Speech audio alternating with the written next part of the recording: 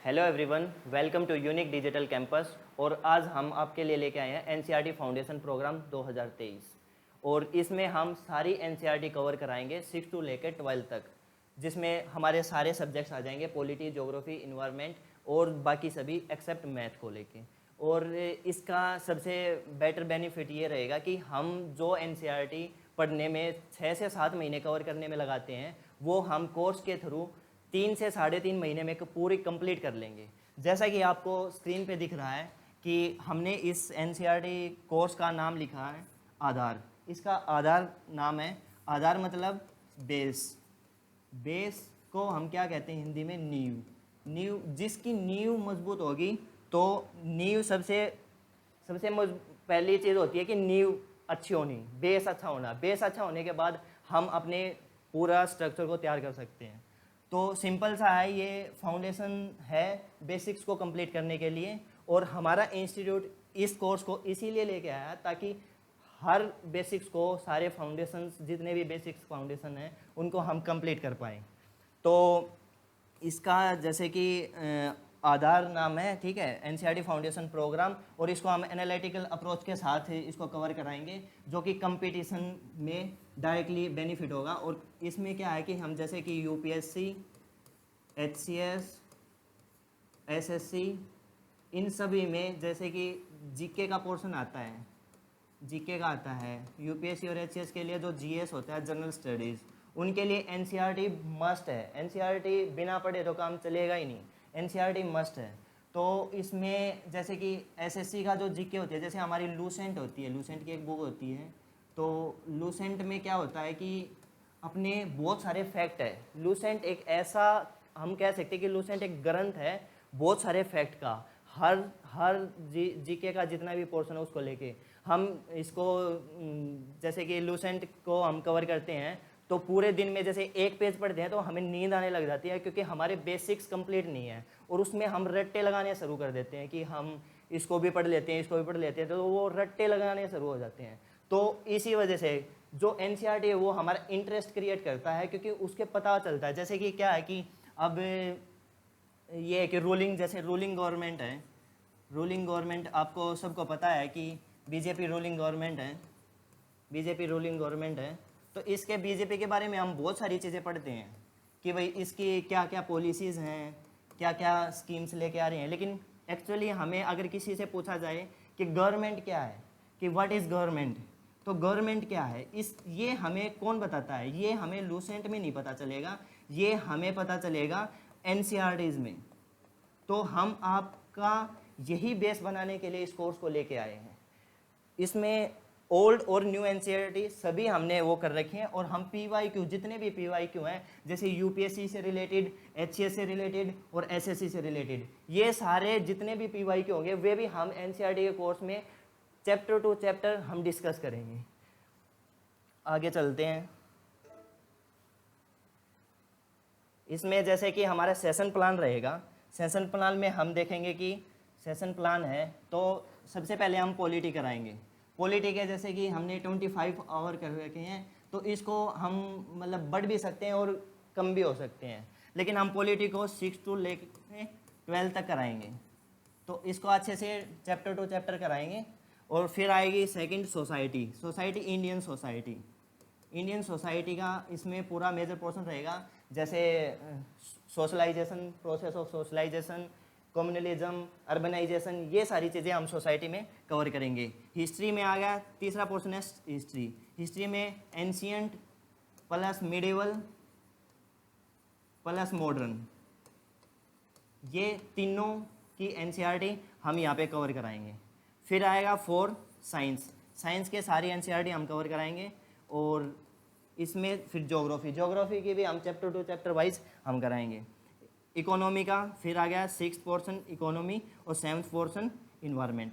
ये सारी चीज़ें हम ऐसे लेके चलेंगे। और इसकी क्लासेस जैसे कि ऑनलाइन और ऑफलाइन दोनों रहेंगी। अब हम आगे चलते हैं, इसको देखते हैं कि हम कैसे परस्यू करेंगे। जैसे कि हमारा सेशन 1 रहेगा। सेशन 1 में क्या है? पॉलिटी। सेशन 1 में पॉलिटी है। पॉलिटी का पॉलिटिकल थ्योरी चैप्टर आएगा स्टार्टिंग में।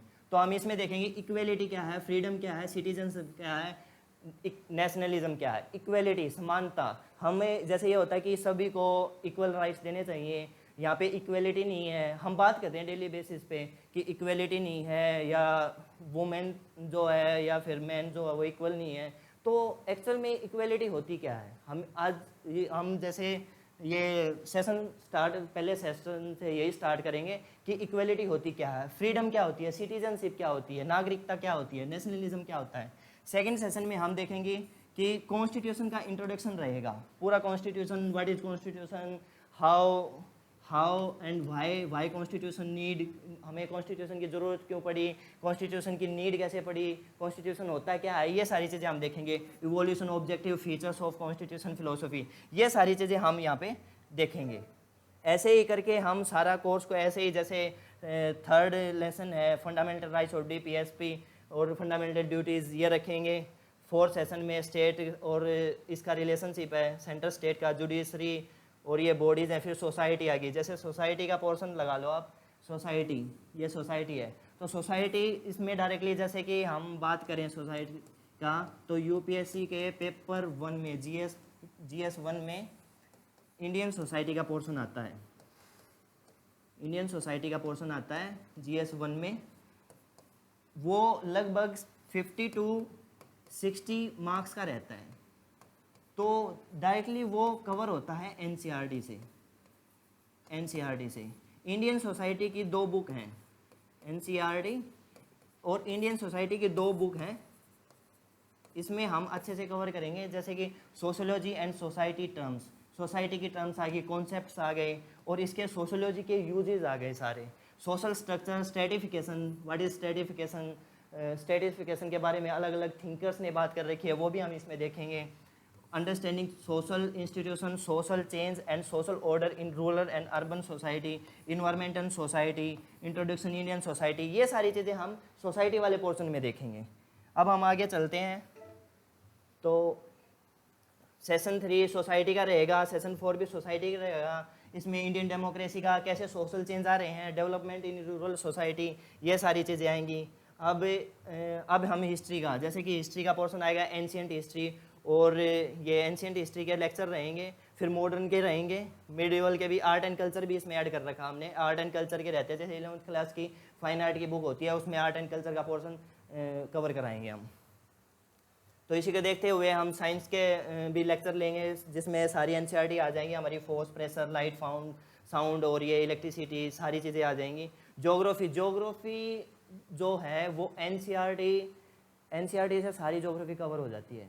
अगर हम NCERT को अच्छे से पढ़ें, बिल्कुल मन लगा के पढ़ें, तो ज्योग्राफी NCERT से बाहर कहीं से है ही नहीं। और हम NCERT 6 to 12 तक की NCERT ज्योग्राफी की भी हम इसी कोर्स में कराएंगे, जैसे कि interior of earth and universe, composition and structure, atmosphere, ये सारी चीज़ें, ह्यूमन डेवलपमेंट, और ये इंडियन ज्योग्राफी और वर्ल्ड ज्योग्राफी, ये सारी इसी में आ जाएगी।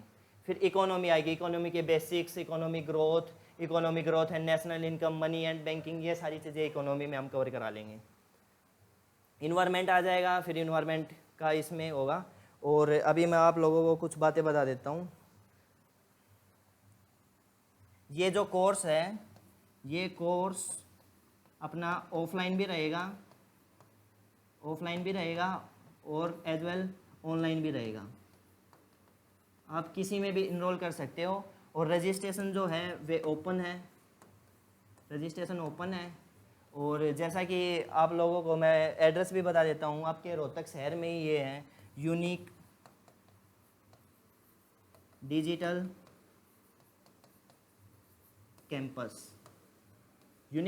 कैंपस है, जो कि हमारे एग्रो मॉल में है, agro mall, shop number 44 Rohtak. इस कोर्स से रिलेटेड अगर आपकी कोई भी क्वेरी है, कोई भी आपको इन्फॉर्मेशन लेनी है, कोई भी डिटेल एनालाइज करनी है, कुछ भी किसी भी तरीके से, तो आप मेरे पास, मैं आपका कॉन्टैक्ट नंबर देता हूँ, उसके ऊपर आप कॉल कर सकते हो किसी भी तरीके से।